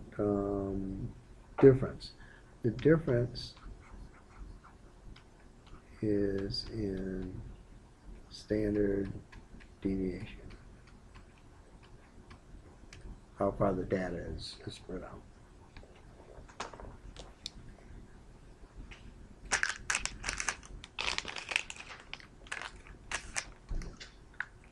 Okay, next problem. 29. The self-test. 29.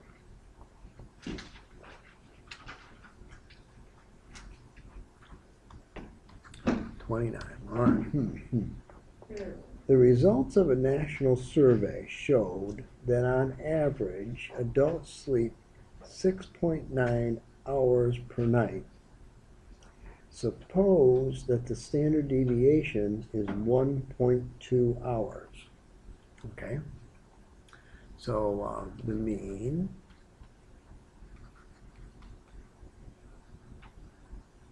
which is the average, 6.9 hours. Standard deviation, 1.2 hours. All right, 4-0 for writing down what I know. Use Chebyshev's theorem to calculate the percentage of individuals who slept between 4.5 and 9.3 hours. Use the theorem to calculate the number that slept 3.9 to 9.9. Assume that the number of we'll just do it one at a time. A. So how many went 4.5 to 9.3? Okay, so that's the question. Now, if the standard deviation is 1.2, then to get to 4.5, I have to be at 2 standard deviations, right? So 4.5 minus 2 times 1.2 is my 4.5, and 9.3 would be 6.9 plus 2 times 1.2. So we're talking about plus or minus 2 standard deviations is what they're showing us in that data range. All right, so now I go back and check my Chebyshев thingy here, and so on page 106, if we're 2 standard deviations, then we're going to have 75% of the data. 75% of the people have done that. So why? No, A is 75. Yeah, A is 75%, correct. So we recognize that we're plus or minus 2 standard deviations, and then we said, okay, plus or minus 2 standard deviations, the rule says 75%. All right, so now we're looking at the B guy, and the B guy wants to know 3.9 to 9.9. Can I ask a quick question? No, but go ahead anyway. For the standard deviation, when we got 2, is that because we used the mean? How No, does they gave it to us. And that's the problem. The problem gave it to us. The standard deviation is 1.2 I'm talking hours. about the 2. Got 2 up there, 4.5. Because in order to get to 4.5, how did I get there? The mean is 6.9, and I want to know a range 4.2 to 9.6 for some reason. So the issue is, how did I get there? Well, I subtracted 2 standard deviations from 6.9. So 6.9 minus 2.4 is 4.5. Okay. Okay, I guess I would. So I asked myself, how did I get to 9.3? Well, 6.9 plus 2 times 1.2. So 6.9 plus 2.4, 3, 1 to carry, 9. 3.9. No, 9.3. Learning disability. Okay. So I'll do it again. I'm moving down. I have a mean, 6.9. I'm given the standard deviation, 1.2. What's the range of the data if I'm plus or minus 1 standard deviation? Well, if I were, I'd subtract 1.2 and I'd get 5.7, and then I'd add 1.2 and I would get 8.1. Am I asked for that data? No, I wasn't asked for that. So I say, well, that's fine. So I'm going to look at a range that's plus or minus 2 standard deviations. All right, so I'm going to go 6.9 minus 2 times 1.2, and I'm going to go to 6.9 plus 2 times 1.2, and I'm going to find that this number is 4.5, and this number is 9.3. Well, that's what I'm being asked for. I'm being asked for 4.5 to 9.3. So I recognize that I'm being asked for that range, and Chevychek's rule says in that range I'm 75%. So that I constructed what is this now? If they gave you a range of data that wasn't plus or minus a whole standard deviation, then you'd be in a different class because we don't have a way to do it. Okay, we can only do it if it's plus or minus some whole standard deviation, and we can only do 1, 2, and 3. Those are only 2, 3, and 4.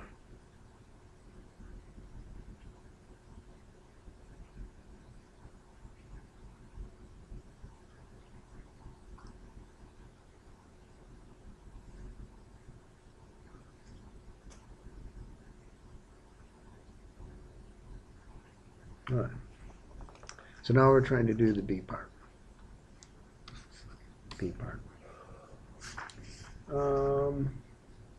We're trying to do 3.9 to 9.9.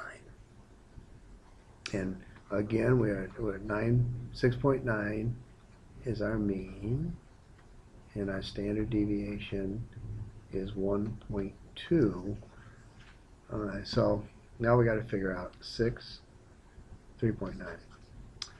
3.9 is equal to 6.9 minus some number times 1.2.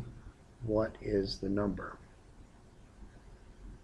Okay, I bring this over on that side. Minus 3 is equal to minus s times 1.2. S is 3 divided by 1.2. 3 divided by 1.2.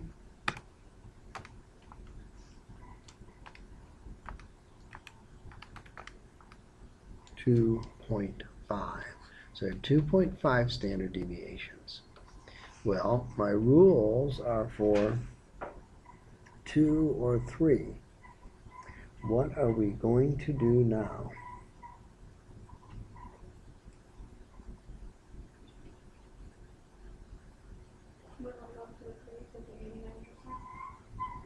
We could. That's what I'm thinking we should do. I'm saying if I can see if the author says us to do anything. Yep, I would go up to, I'd round it up to 3 and say 89%.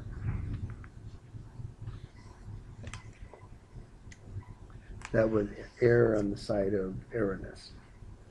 Assume that the number of hours slept is a bell-shaped distribution. Use the empirical rule to find the percentage of individuals who slept between 4.5 and 9.6. Okay, so now we have a bell-shaped curve where the mean is the mean and the median is the same place. Okay, so that's good. And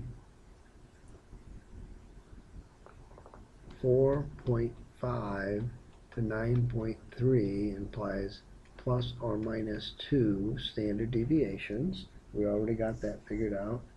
We turn the page over and we see that plus or minus 2 standard deviations means 95%. So on the bottom of 106, approximately 95% of the data is within plus or minus 2 standard deviations. Are we done with that one? How does this result compare to the value you obtained using Chevyshev's theorem? Well, Chevyshek said, what, 80 something? 75? So Chevyshek is 75%, and Bell is 95%. So Bell is higher. So the Chevyshek rules are less explicit because the shape, he doesn't assume a shape of the curve. That's why that is. Okay, next one. 35. 35 means I have to turn the page. Oh, look at that. A, B, C, D, E, and F. Isn't that lovely? I think that's just really good. This says I have a web file I can go get. So I'll go get the web file. And can't get it that way. No, I gotta go get it this way. And the web file is NFL tickets. Alright, so there's my web file. What is the mean ticket price? Okay, so we'll put a thank you very much for reminding me. Or the rest of you guys are doing something cool like adding numbers together. Go equals 35. average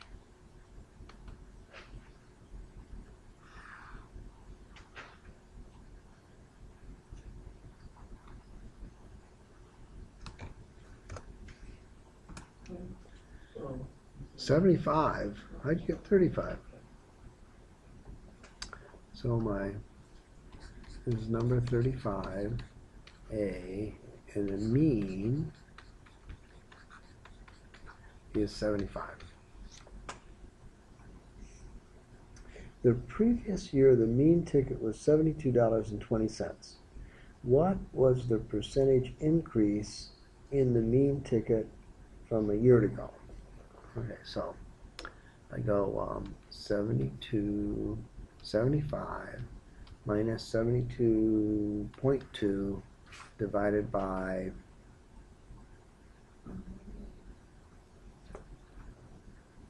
what is the percentage times divided by 75 times 100, because it wants the percent difference. that was last year's.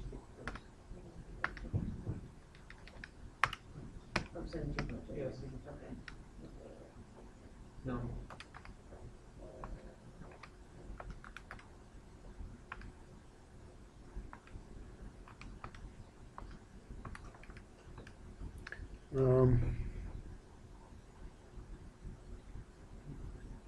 Boy, I don't like that answer. 3.73. That's what I got. Well, it must be right. 3.7%. Alright, so that's the B response. Alright, now we're looking for C. Compute the median price. Alright, now we got to line these guys up. You know, it was nice that I could put it in Excel, but now we got to line them up and find the median price. Okay, 51's the low guy, right? 55.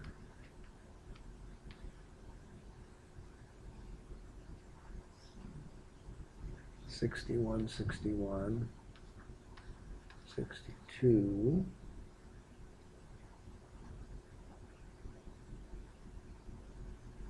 $63, $63,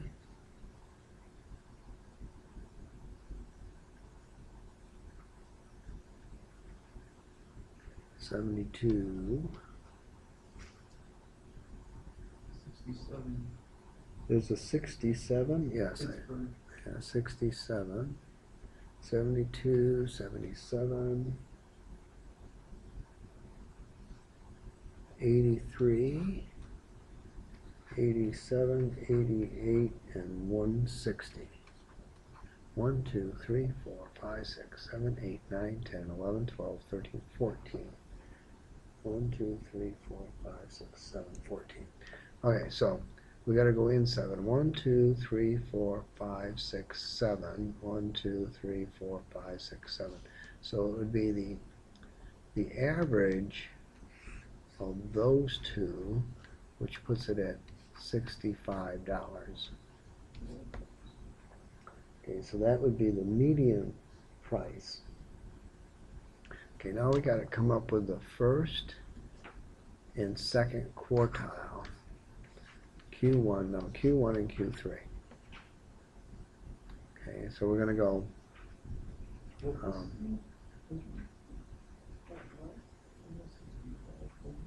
so I is equal to the number I have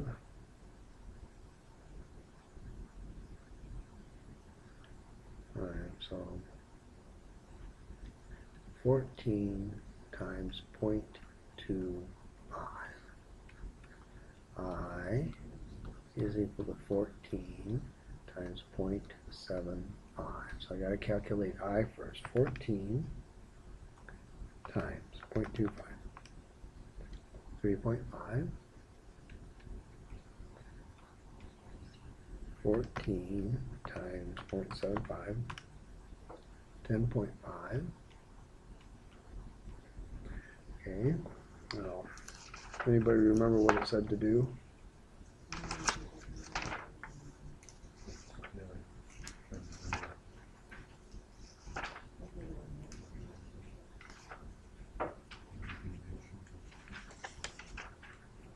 It's not on the number. Yeah, it's going back too far.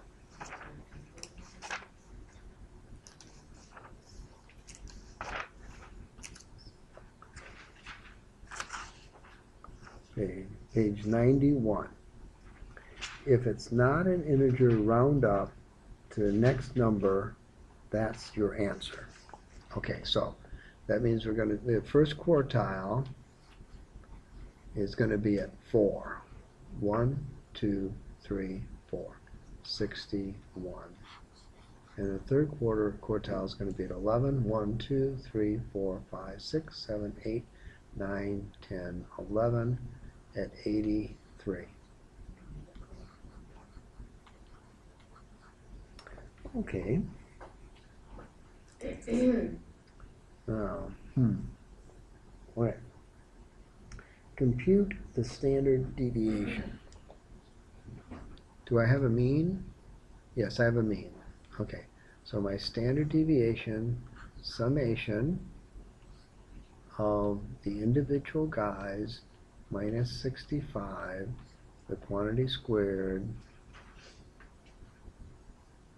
divided by n minus 1, the square root of the whole thing. Okay, so that's what I'm looking at.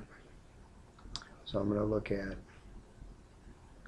the number minus 65. Okay, so I've got a 7 squared plus 14 squared plus. Okay, 7, 14. Well, I'm looking at 72, Yeah. Yeah, so 72 minus 65 is 7, right?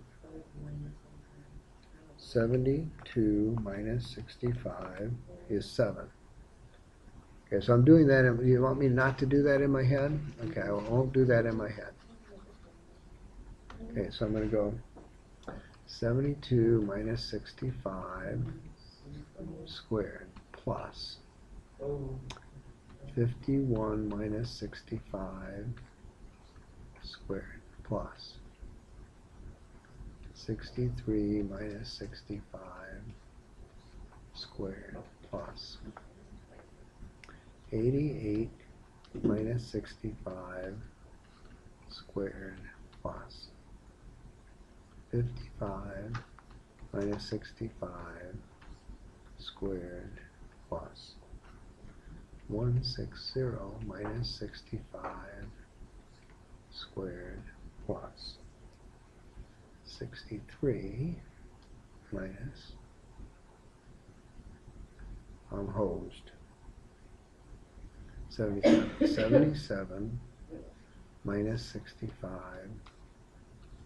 squared plus 83 minus 65 squared plus 62 minus 65 squared plus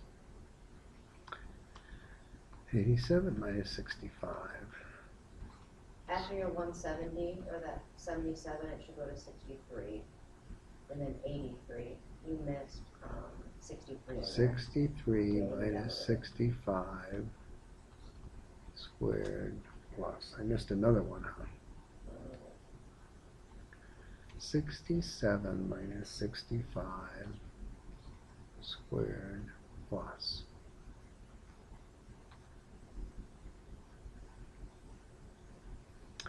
61 minus 65 squared plus 61 minus 65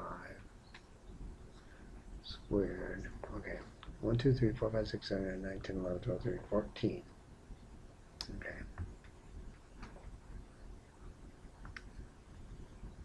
So I got 7 squared plus 14 squared plus 2 squared plus 88 minus 65, 23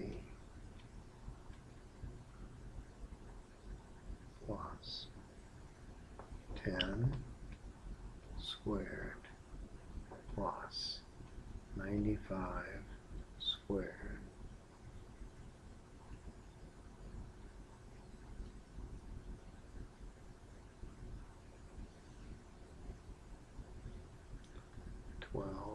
squared.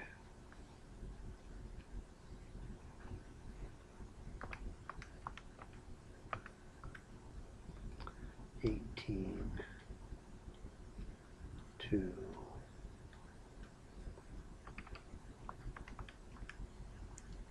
22,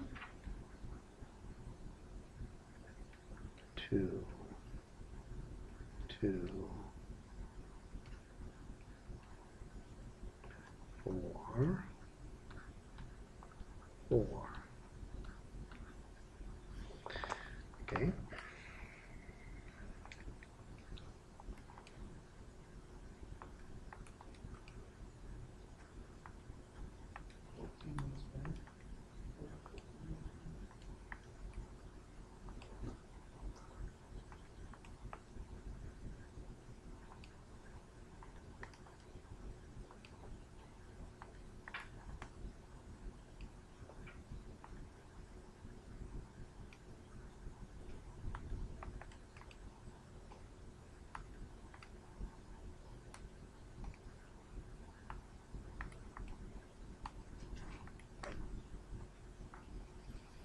Um, 10897.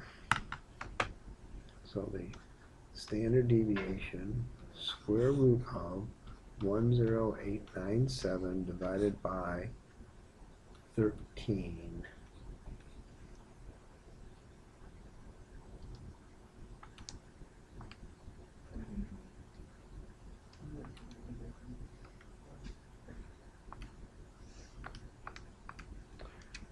28.95. 28.95. So 29 would be okay. 28.9 would be okay. You don't have to keep that many significant digits. Compute the standard deviation. What is the z-score for the Cowboys ticket price? Okay, so the z-score is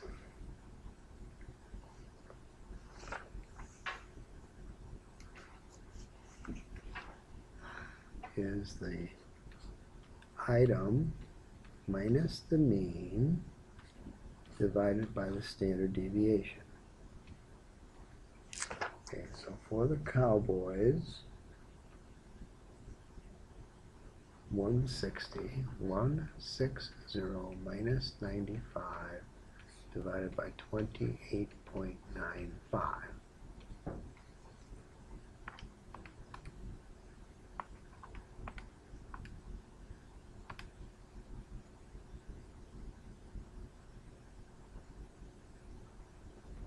$95 is not the mean. No, 75. The mean is 65. Yeah. Where did I get 95 from? 65 is the mean. You think 75 is the mean? Yeah. 65, yeah, 75 is the mean. 65 is the median. 75 is the mean. Was I using the wrong number? From, Oh, bummer. Everything's wrong. no, Yes. You had to correct it now, right? All the way down to the last part of the problem. Yeah, everything's wrong from the standard deviation down. we are not redoing it. I figured it Yeah. out. This guy right here is supposed to be 75. Well, why did I not? Yeah, that's what happens. I can't see enough of the screen. So each of these numbers are wrong, all the other numbers are wrong, everything is wrong. It's time to go home. All I'm right. getting really, Okay. really exhausted. So it is 7:25, time to do the quiz. Okay, gotcha. So we're gonna finish the last 5 problems No. for the No. test? No, yeah, you are. Oh, Gotcha. Yeah, I'm not, but you are. All right. You can do that Sunday if you have any real problems.